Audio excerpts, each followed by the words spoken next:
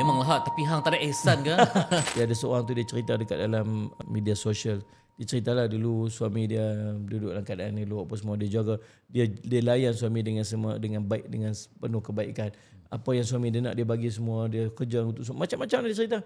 Endaknya satu hari suami dia kena kanser, suami dia sakit dan suami dia dah tak mampu lagi untuk nak bagi nafkah kat dia. Maka dia memilih untuk dia keluar daripada keluarga tu. Kita nampak macam zalim kan? Nampak macam zalim kan? Tapi itu hak seorang isteri. Itu hak. Bukan syarat dia kan. Bila seorang isteri tak mampu, seorang suami tak mampu lagi Kalau nak dia bagi kata, memanglah hak, tapi hang tak ada ihsan ke? ihsan satu cerita lain. Cerita lain, ihsan satu cerita lain. Tapi hak satu cerita lain. So, kalau dia pergi mahkamah, dia kata suami saya dia dah tak mampu lagi untuk sara saya sebagai seorang isteri. Dia tak mampu lagi nak provide.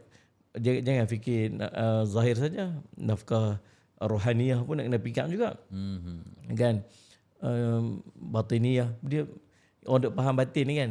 Fitri orang faham batin ni macam seksual lah. Sebab batin ni bukan mata seksual juga. Batiniyah ni ataupun rohaniyah ni dia bercakap yang baik-baik, mengambil berat, ihsan, memujuk, itu pun dia ni Emosi lah. emosi.